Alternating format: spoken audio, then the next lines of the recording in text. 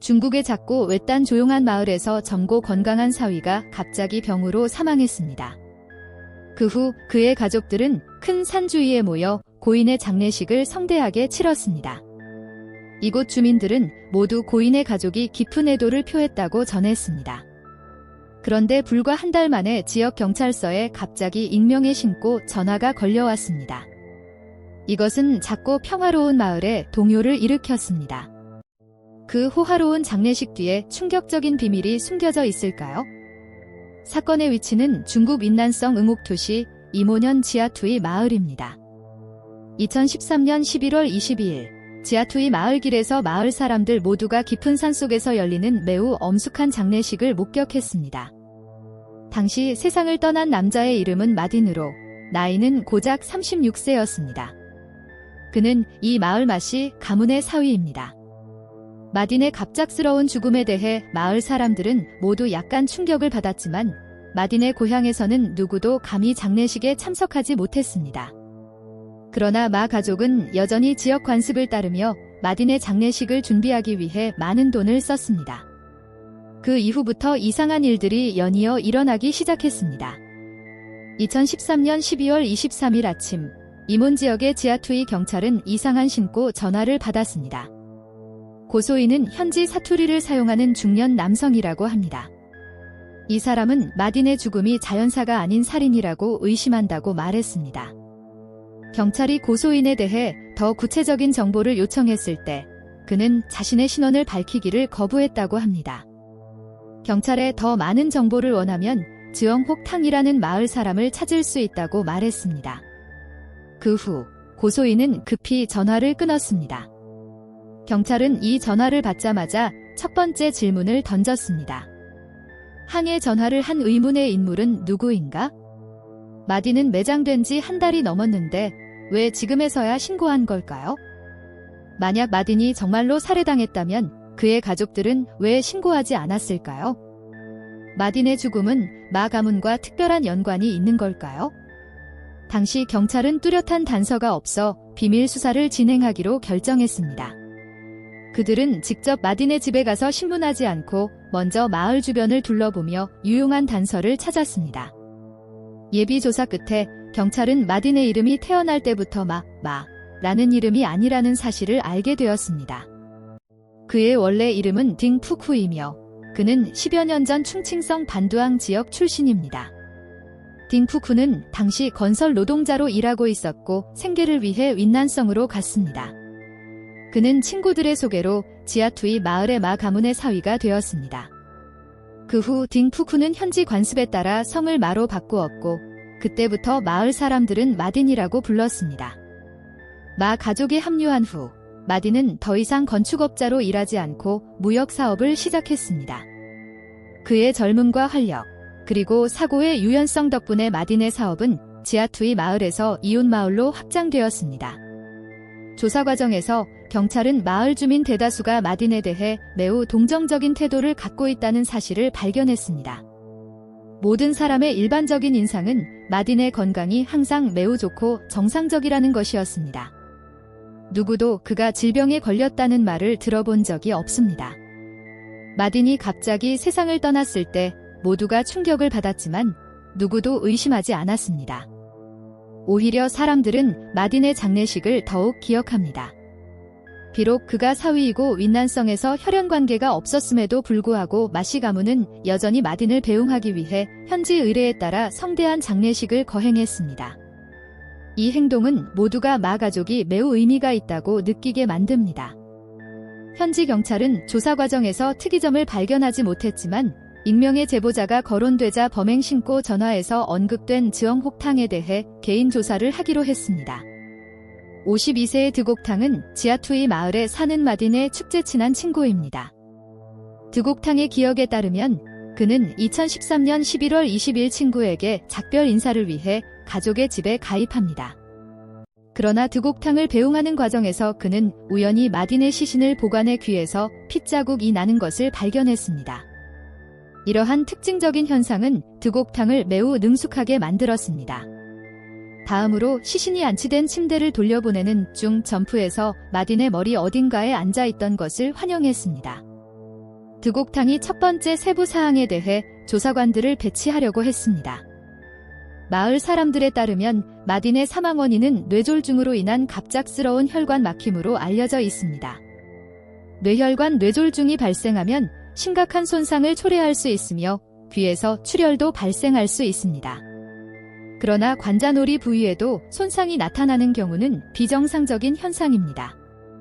득옥탕은 자신이 직접 목격한 것에 대해 거짓말을 하지 않았다고 확신했지만 현지 경찰은 여전히 마딘이 피해를 입었는지 여부에 대한 명확한 증거를 찾지 못했습니다. 득옥탕이 제시한 사건을 추가로 확인하기 위해 조사관은 마을 사람들을 찾아 질문했습니다. 그들은 장례식을 치르는데 도움을 준 사람들이었습니다. 결과적으로 이러한 답변은 사건을 더욱 모호하게 만들었습니다. 지아투이 마을은 윈난성 이몬 지역의 가장 외딴 산간 지역에 위치하고 있으며 지역 주민들의 문화는 매우 단순하고 수년 동안 살인사건이 발생하지 않았습니다.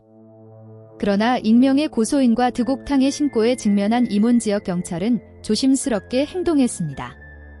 그들은 마딘의 시신을 처음으로 만진 사람을 발견했는데 그 사람은 마딘의 아내의 사촌인 마추였습니다. 사건 발생 후 그는 마 가족에게 가서 장례식을 돕는 첫 번째 사람이었습니다. 마추의 증언에 따르면 사건이 발생한 날은 같은 날 새벽이었습니다. 그가 마 가족에게 도착했을 때 마딘 가족은 그의 몸을 깨끗이 하고 수염을 깎고 있었습니다. 마추는 당시 마딘의 몸에서 어떤 상처나 핏자국도 보지 못했다고 말했습니다. 그날 밤 그는 장례와 관련된 일을 주로 도왔으며 시신을 자세히 조사하지는 않았습니다. 경찰은 이 증언이 이전에 득옥탕이 제시한 정보와 완전히 다른 것으로 확인했습니다. 그래서 수사관들은 마딘의 사촌이기도 한 마닝이라는 또 다른 마을 주민을 조사했습니다.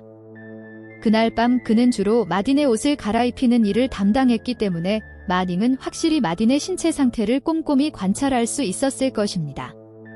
그러나 진실을 접했을 때 마닝은 마딘의 몸에 어떠한 부상도 발견하지 못했다고 단언했습니다. 그렇다면 결국 득옥탕이 잘못된 단서를 제공했을까요? 아니면 마 가족 모두가 거짓말을 한 것일까요? 이러한 상황에서 경찰은 득옥탕의 증언은 물론 그와 마 가족 사이의 사회적 관계를 검토해야 합니다.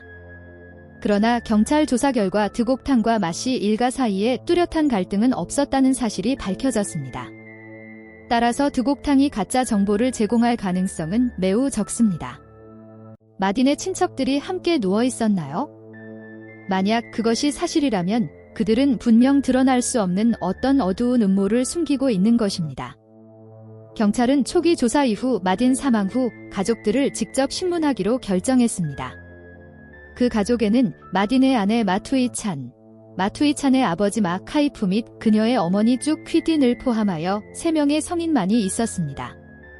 남편의 죽음을 언급하면서 마투이찬은 매우 가슴 아픈 표정을 지었습니다. 그녀의 증언에 따르면 마딘은 2013년 11월 20일에 병에 걸렸습니다. 같은 날 저녁, 마딘은 시장에서 새끼 돼지를 팔고 저녁을 먹으러 집으로 돌아갔습니다. 그 과정에서 마딘에게 특별한 일이 일어나지 않았습니다. 저녁이 끝난 후 마투이찬의 가족 4명은 함께 앉아 TV를 시청했습니다. 얼마 후 피곤했기 때문에 마딘은 먼저 잠자리에 들었고 마투이찬은 여전히 한동안 TV를 시청했습니다. 침실에 들어가기 전인 오후 12시쯤 마딘은 복통을 호소하기 시작했고 이어 심한 두통을 호소했습니다. 그 당시 마투이찬은 남편에게 병원에 가고 싶은지 물었습니다. 그러나 마딘은 여전히 단호히 거절했습니다. 밤 1시쯤 마딘은 얼굴에 통증이 나타나 갑자기 잠에서 깼습니다. 약 30분 후에 그는 뇌졸중을 일으켜 더 이상 움직일 수 없게 되었습니다. 마투이찬과 마딘의 침실은 집의 1층에 있고 마투이찬의 부모는 2층에 살고 있는 것으로 알려져 있습니다. 경찰이 마투이찬의 아버지 마카이프에게 당시 상황에 대해 물었을 때 그는 사건 당일 저녁 그와 그의 아내가 내내 2층 방에서 자고 있었다고 말했습니다. 이 과정에서 그들은 이상한 소리를 전혀 듣지 못했습니다.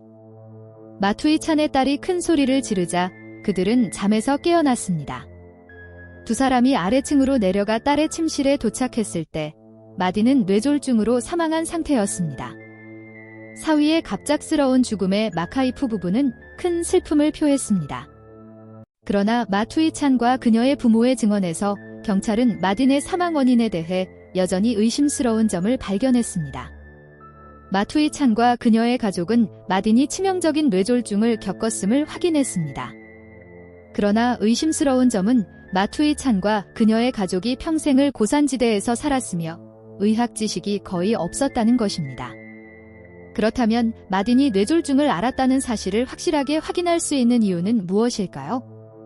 이 질문에 대해 마투이찬은 마딘이 병에 걸린 다음 날 밤 마을의 의사에게 전화를 걸어 그녀를 진찰하러 왔다고 설명했습니다. 그 결과 이 의사는 검사를 마친 후 즉시 마딘이 뇌졸중을 앓고 있으며 맥박을 잃었다고 말했습니다. 이 진술을 확인하기 위해 조사관은 그녀의 부모에게 물었습니다.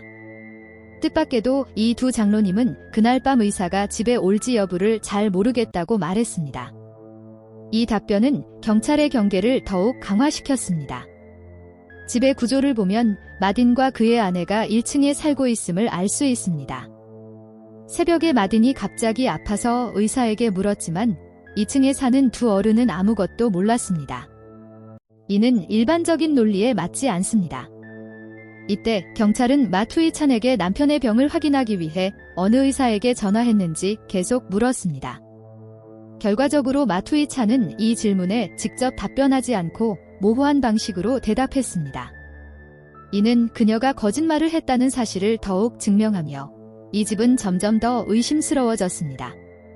그렇다면 그들이 마딘의 죽음을 초래했다면 그들의 범죄 동기는 무엇이었을까요? 이 사건에서 마투이찬과 그녀의 부모의 동기를 명확히 하기 위해 수사관들은 마딘과 그의 아내, 가족 사이의 관계를 조사하기 시작했습니다. 경찰은 마투이찬이 불과 20세였던 2003년 초에 마딘과 결혼하라는 부모님의 조언을 따랐다는 사실을 알고 있었습니다. 그 후 마딘이 사위가 되기 위해 입문했습니다. 외부인에게는 이것이 희망적인 결혼처럼 보였지만 이 관계의 발전은 기대했던 것과는 달랐습니다. 당시 마딘은 건설 노동자로 일하고 있었고 여전히 약간의 저축을 유지하고 있었습니다. 그러나 그가 마투이찬과 결혼했을 때 결혼식은 없었고 마을 사람들 모두에게 결혼식을 알리는 테이블조차 없었습니다. 이 행동으로 인해 마딘의 장인인 마카이프는 좌절감을 느꼈습니다. 처음에는 사위가 집안일을 일부 분담하는 데 도움을 주기를 바랐지만 마딘이 젊고 농사일도 거의 하지 않았기 때문에 시부모를 도울 수는 없었습니다. 마투이찬은 결혼 후 2년 만에 사랑스러운 딸을 낳았습니다. 그러나 그녀의 외모는 가족에게 기쁨을 가져다 주지 못했습니다. 마딘은 남자를 존경하고 여자를 경멸하는 성향이 있었기 때문에 아내를 의심하기 시작했고 갓 태어난 딸을 늘 경멸하는 눈으로 바라보았습니다. 약 1년 후 마딘은 마투이찬에게 이혼을 요구하기 시작했지만 그녀는 항상 거절했습니다. 그래서 마딘은 술을 마신 후 슬퍼지고 종종 문제를 일으켰습니다. 마투이찬과 마카이프는 마딘을 여러 번 설득했지만 그는 그들에게 폭력을 행사했습니다. 이 나쁜 상황은 마투이찬이 아들을 낳을 때까지 2년 이상 지속되었습니다. 이때 마딘의 기분은 더욱 나아졌습니다. 그러나 마 가족의 균열은 여전히 존재했습니다. 한편 마투이찬은 읽거나 쓸 수 없었기 때문에 마딘은 항상 아내를 경멸했습니다. 반면 사업으로 상당한 돈을 벌었던 마딘은 결국 간음에 빠지기 시작했습니다. 친구에 따르면 마딘은 집에 돌아오지 않고 밖에서 밤을 보내는 일이 잦았습니다. 그의 밤 생활은 어둠 속에서 춤추는 불과 같습니다. 비록 비밀스러운 일이지만 완전히 숨길 수는 없습니다. 도박과 음주 외에도 마딘은 외부의 많은 여성들과도 관계를 맺고 있었습니다. 마딘이 돈을 쓰고 높이 날아오르는 것에 대해 마투이찬과 그녀의 가족은 오랫동안 알고 있었습니다.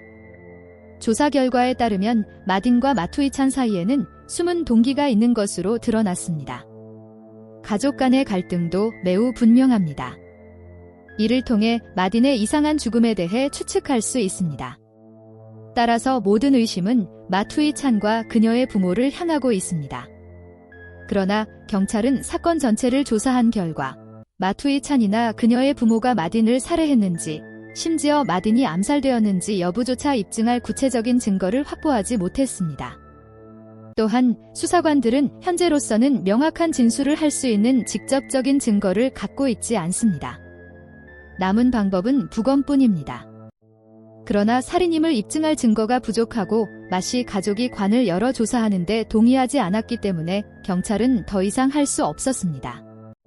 이러한 어려운 상황에 직면한 조사관들은 다른 방법을 생각했습니다. 그들은 마투이찬에게 심리적 압박을 가하기 위해 연극을 조직하기로 결정했습니다. 2014년 1월 15일 아침, 이몬 지역의 경찰 그룹이 몇 가지 전문적인 조사 도구를 가지고 마투이찬의 문 앞에 도착했습니다. 경찰은 마투이찬을 차에 태우고 마딘의 무덤 위치를 물었습니다. 한편 차에 타고 있던 다른 경찰들은 관개봉과 부검 등 절차와 방법에 대해 논의하기 시작했습니다. 이것의 목적은 마투이찬에게 심리적 압력을 가하는 것이었습니다. 몇 분 후, 경찰은 마투이찬의 얼굴에 당황한 표정이 있는 것을 발견했습니다. 그들은 계속해서 그녀에게 남편의 죽음에 대해 물었습니다. 이때 마투이찬은 당황한 가운데 사건 당일 밤 친구들과 카드게임에서 많은 돈을 잃은 뒤 슬픈 얼굴로 집으로 돌아왔다는 사실을 털어놓았습니다.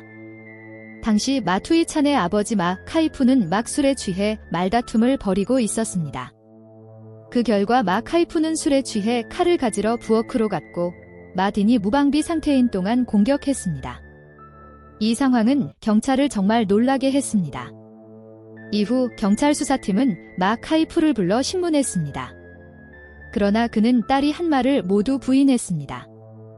마 카이푸는 사건 당일 밤 술을 마시지 않았으며 심지어 오래전부터 아내와 함께 일찍 잠자리에 들었다고 경찰에 확인했습니다. 그의 딸이 큰 소리로 울고 나서야 그는 마딘에게 뭔가 문제가 있다는 것을 알았습니다. 마 카이프와 그의 딸의 전혀 다른 두 증언에 대해 수사경찰은 어쩔 수 없이 두 사람을 불러 직접 대면했습니다. 말다툼 끝에 마투이찬이 아버지를 비난하려는 음모가 완전히 드러났습니다. 마투이찬의 증언에 따르면 그녀는 마딘이 자고 있는 동안 도끼를 사용하여 살해했습니다. 동시에 마투이찬은 자신이 그렇게 한 이유는 그녀와 그녀의 부모 모두 오랫동안 마딘에게 멸시와 학대를 받았기 때문이라고 덧붙였습니다. 이 고통을 끝내기 위해 그녀는 이런 극단적인 행동밖에 할 수 없었다. 마투이찬은 범죄 과정 전체를 자백했지만 이와 같은 형사사건의 경우 경찰은 절대적인 정확성을 보장하기 위해 관련 증거를 수집해야 합니다. 따라서 공개관과 부검이 예정되어 있었고 모든 경찰은 마딘이 어떻게 살해되었는지가 밝혀지면 곧 답이 드러날 것이라고 생각했습니다. 그러나 부검과 부검 결과 경찰은 마투이찬이 여전히 진실을 말하지 않은 것으로 밝혀졌다. 마딘이 매장된 지 60일 후인 2014년 1월 20일 이몬 지역 경찰 수사관들이 마딘의 시체를 조사하기 위해 가수이 마을에 모였습니다. 이때도 마씨 가문의 일부 마을 주민들은 여전히 발굴에 반대하는 마음을 가지고 있었습니다. 이번 사건의 투명성과 공정성을 확보하기 위해 수사경찰은 증인 2명을 초빙해 전 과정을 지켜봤습니다. 그 후 예비 법의학 조사를 통해 피해자 마딘의 시신에는 부러진 머리와 상당히 심각한 두개골 외에는 눈에 띄는 부상은 없었습니다. 이를 토대로 법의학 전문가들은 마딘이 단단한 물건으로 맞아 뇌 손상을 입고 사망했을 가능성이 있다고 추측하고 있습니다. 이번 부검 결과는 마투이찬의 증언과 상당히 일치합니다. 그녀는 도끼로 마딘을 살해했다고 설명했습니다. 누락된 부분이 없도록 법의학 전문가들은 마딘의 치명적인 부상을 자세히 비교했습니다. 중요한 증거가 마투이찬을 지목했지만 경찰 수사관은 여전히 새로운 의혹을 발견했습니다. 법의학 전문가들의 추측에 따르면 피해자 마딘의 머리 부상은 매우 심각했으며 외부의 강한 힘에 의해서만 발생할 수 있었습니다. 그러나 마투이찬은 몸집이 작은 시골 여성으로 의심되고 있습니다. 일반적인 논리에 따르면 그녀는 그렇게 심각한 피해를 입힐 만큼 충분한 힘을 가질 수 없었습니다. 마딘을 살해한 사람이 다른 사람일 수도 있을까요? 경찰은 사건 당일 밤 집에 있던 모든 사람들을 분류하기 시작했습니다. 마투이찬의 이전 증언에 따르면 사건 당시 마딘과 마투이찬은 1층의 안방에서 자고 있었고 두 자녀는 멀리 떨어진 작은 방에서 자고 있었습니다. 마투이 찬의 부모님은 밤새 2층 방에서 잠을 잤습니다. 이들 중 건강이 더 강한 사람은 마투이 찬의 아버지 마 카이프 뿐이었습니다. 그러나 여러 차례 신문을 받은 후에도 마 카이프는 여전히 자신의 사위인 마 딘의 죽음에 대해 아무것도 모른다고 단언했습니다. 따라서 관련 증거를 찾을 수 없었습니다. 일시적으로 경찰 수사관들은 마 씨 가족의 다른 구성원들에게 수사 방향을 돌려야 했습니다. 마투이 찬이 마 딘을 살해한 후 마 가족은 비밀 가족 회의를 열었습니다. 경찰 조사 결과에 따르면 이번 만남의 주요 목적은 마투이 찬의 범죄 행위를 은폐하는 것이었습니다. 사건이 발생한 날 밤, 마 카이프와 그의 아내는 마투이 찬의 사촌 여러 명에게 전화를 걸어 동의한 거짓 진술을 했습니다. 그들은 마딘이 갑작스러운 뇌졸중으로 사망했다고 외부인들에게 알렸습니다. 동시에 마을 주민들의 의심과 의견 충돌을 피하기 위해 마 가족은 만장일치로 마딘의 가장 엄숙한 장례식을 조직하기로 결정했습니다. 마 가족의 행동은 마투이 찬의 죄를 숨기기 위한 것이었습니다. 이러한 행동은 가족을 보호하기 위한 것이지만 여전히 법에 따라 기소되어야 합니다. 마 가족 회의를 통해 경찰은 마투이 찬이 실제로 마 딘 살해에 연루되었음을 확인했습니다. 그런데 그녀는 어떤 방법을 사용하여 그러한 심각한 부상을 입혔습니까? 사건 전반에 걸쳐 마투이 찬은 많은 모순을 보여주었고 말할 수 없는 비밀을 숨겼습니다. 이러한 질문으로 인해 경찰 수사관은 특히 마투이 찬의 침실에서 범죄 현장으로 돌아갔습니다. 범죄에 대한 추가 증거는 발견되지 않았지만 경찰은 여전히 일부 발자국을 발견했습니다.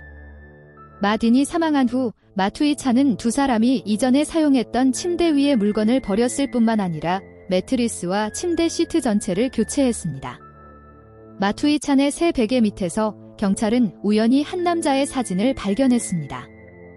이 사진 속 남자는 매우 잘생겼고 마딘이 아닌 것이 분명했습니다. 일부 마을 사람들의 증언에 따르면 마투이 찬은 가수이 마을과 동인 마을에서 꽤 유명한 시골 여성이라고 합니다. 마딘이 세상을 떠난 후 이웃 마을의 많은 독신 남성들이 마투이 찬에게 계속 전화를 걸어 그녀와 함께 새 가족을 꾸리자고 제안했습니다. 이를 토대로 경찰은 사진 속 잘생긴 남자가 마투이 찬의 새 남자친구일 것이라고 추측했습니다. 경찰은 신원 확인을 위해 사진을 마투이 찬의 부모에게 가져갔지만 마카이프 부부는 사진 속 남자를 몰랐다고 주장했습니다. 그래서 경찰은 분석을 시작했습니다. 마딘이 묻힌 지 2달도 채 안 되어 마투이 찬은 다른 남자의 사진을 베개 밑에 숨겼습니다. 이는 분명히 매우 의심스러운 행동입니다. 상식적으로 볼 때 이 수수께끼의 남자와 마투이 찬은 꽤 친밀한 관계를 가지고 있음이 틀림없습니다. 그렇다면 마투이 찬이 기억하는 신비로운 남자는 누구일까요? 해당 지역에서 이번 사건이 매우 심각했기 때문에 경찰은 즉시 더 많은 사진을 인화하고 가수이 마을 주변에서 조사를 실시했습니다. 반나절도 안 되어 누군가 사진 속 남자를 알아보았습니다. 그의 이름은 기환이며 올해 37세이고 이문 지역 동인 마을 미다 마을 출신입니다. 미다 마을은 가수이 마을에서 그리 멀지 않습니다. 이 사람의 이야기로는 기환은 매우 잘생겼지만 거의 40세이며 아직 미혼입니다. 그는 생계를 유지하기 위해 최근 몇 년 동안 NGOC 투시탄빈 지역의 철강 공장에서 일했습니다. 그는 집으로 거의 돌아오지 않았지만 최근에는 마딘이 살해되기 전후에 있었던 것으로 보입니다. 기환은 중병을 앓고 있는 어머니를 돌보기 위해 휴가를 요청했습니다. 이러한 특이한 일정을 토대로 수사관들은 기환의 범죄 행위에 대한 의혹이 매우 커졌다고 믿습니다. 그래서 2014년 10월 21일 이문 지역 경찰은 기환을 찾기 위해 탄빈의 철강 공장으로 갔습니다. 경찰의 신문을 받은 기환은 재빨리 범행을 자백했습니다. 마투이 찬은 기환이 체포되었다는 소식을 듣고 신문실에서 방어적인 태도를 취했습니다. 일련의 질문이 답변을 기다리고 있습니다. 기환과 마투이 찬의 관계는 무엇입니까? 사건이 있던 날 밤 그들과 마딘에게 무슨 일이 일어나는가? 1년여 전인 2013년 탄빈 지역동인 마을에서는 제한된 경제 상황으로 인해 많은 여성들이 교회에서 일하기를 선택했습니다. 이로 인해 가난한 배경을 가진 기관을 포함하여 많은 미혼 청년들이 결혼할 적합한 사람을 찾지 못하게 되었습니다. 자신의 반쪽을 찾던 중 기관과 마투이찬이 함께할 수 있는 기회가 생겼습니다. 처음 만났을 때부터 그들은 서로에 대한 감정을 갖고 있었습니다. 얼마 지나지 않아 마투이찬은 기관에게 자신과 남편 마딘 사이의 갈등에 대해 이야기했습니다. 기관은 마투이찬이 결혼했다는 것을 알고 있었지만 그의 갑작스러운 사랑은 그녀를 보호하려는 용기를 불러일으켰습니다. 마투이찬의 증언에 따르면 처음에 그녀와 기관은 비밀리에 전화로 연락했습니다. 마투이찬은 기관과의 대화에서 이때 진정으로 사랑의 감정을 경험했다고 말했습니다.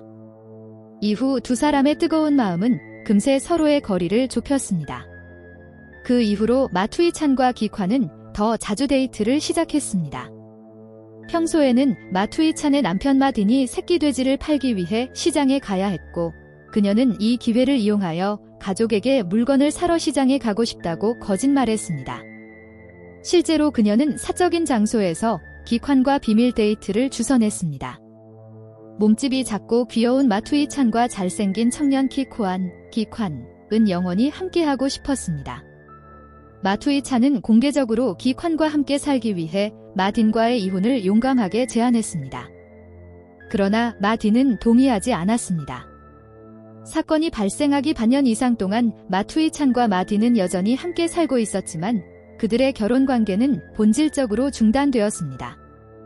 마딘은 숨기지 않고 다른 많은 여성들과 공개적으로 데이트를 했고 마투이찬은 어둠 속에서 점차 기관에 대한 깨지지 않는 사랑을 키워나갔습니다. 이혼으로 인해 마투이찬과 마딘은 종종 다툼을 벌였습니다. 그녀는 진심으로 이혼하고 싶었지만 이혼 후 두 자녀와 별거를 해야 할지도 모른다는 걱정이 앞섰습니다. 갈등이 심화되면서 마투이찬과 기관은 마침내 결정을 내렸습니다. 그들은 문제를 해결하기 위해 어두운 계획을 세웠습니다. 2013년 11월 19일, 기관은 마투이찬을 비밀리에 만나기 위해 이몬 지역으로 갔습니다. 그들은 두 사람이 마딘을 완전히 없앨 수 있는 좋은 방법을 찾았고 문제없이 새로운 가정을 꾸릴 수 있을 것이라고 생각하며 작은 호텔에서 계획을 세웠습니다. 다음 날 오후 8시경 마투이찬은 기관에게 전화를 걸어 자신의 문까지 차를 몰고 가서 그녀를 기다리라고 했습니다. 가족의 집에 도착했을 때 마투이찬은 기관을 데리고 집 옆 덤불 속에 숨었습니다. 기관에 따르면 그는 오후 11시 이후까지 기다렸습니다. 마딘이 잠들었을 때 마투이찬은 혼자 도끼를 들고 침실로 들어갔고 기관은 문 밖에 서서 그를 격려했습니다. 그러나 10년 넘게 사귄 남편 앞에서도 마투이찬은 여전히 한 발짝도 움직일 수 없었습니다. 시간이 지날수록 매분마다 기관은 점점 더 걱정이 되어 방문 앞에 서 있었습니다. 약 5분 후 마투이찬은 침실을 떠나 기관에게 도끼를 건네며 그렇게 하라고 요청했습니다. 이 순간 기관은 약간 겁이 났지만 반년 넘게 지나간 아름다운 시절을 기억하고 마딘이 깨어나면 문제가 생길 것이라고 걱정했습니다. 그래서 그는 마침내 스스로 마딘을 공격했습니다. 범죄를 저지른 후 기관은 교차로로 가서 비밀리에 오토바이를 몰고 가 수이 마을 밖으로 나갔습니다. 그는 마투이찬과 마딘의 장례식이 평화롭게 치러진 후 두 사람이 결혼에 관해 이야기하기 시작하기로 약속했습니다. 그러나 일은 생각대로 흘러가지 않았습니다. 마딘의 의문스러운 죽음은 마을 사람들 사이에 의혹을 불러일으켰습니다. 체포된 후 기관은 자신의 행동에 대해 후회를 표했습니다. 처음에는 마투이찬을 만나는 것이 멋진 인생의 시작이 될 것이라고 생각했지만 경솔한 행동으로 인해 한 번도 사랑의 장면을 경험해 본 적이 없는 잘생긴 남자가 탈출할 수 없는 길로 들어서게 되었습니다. 마투이찬은 이혼 합의 등 다양한 방법으로 결혼 문제를 해결할 수도 있었으나 극단적이고 불법적인 방법을 선택했습니다. 마투이찬은 기관에 대한 감정을 갖고 있었지만 남편을 살해한 후에는 진정하고 그의 감정을 강력히 거부했습니다. 드디어 사건의 진상이 밝혀졌습니다. 2014년 5월 30일 마틴의 사건은 NGOC 투시 중급 인민법원에서 재판을 받았습니다. 사건의 주모자이자 직접 가해자인 기관은 고의적 살인 혐의로 유죄 판결을 받고 사형을 선고받았습니다. 피고인 마투이찬 역시 이 사건의 공범으로 그녀가 애인을 숨기고 비난하지 않았기 때문에 법원은 그녀에게 징역 20년을 선고했습니다. 그래서 이 미스터리한 사건은 정확하고 깔끔하게 해석되었습니다. 이것은 계속되는 비극이자 결혼 생활의 불의에 대한 큰 교훈이기도 합니다. 이 사건에 대해 어떻게 생각하시나요? 아래 댓글 섹션에서 우리와 논의하십시오. 이제 안녕히 계세요. 곧 뵙겠습니다.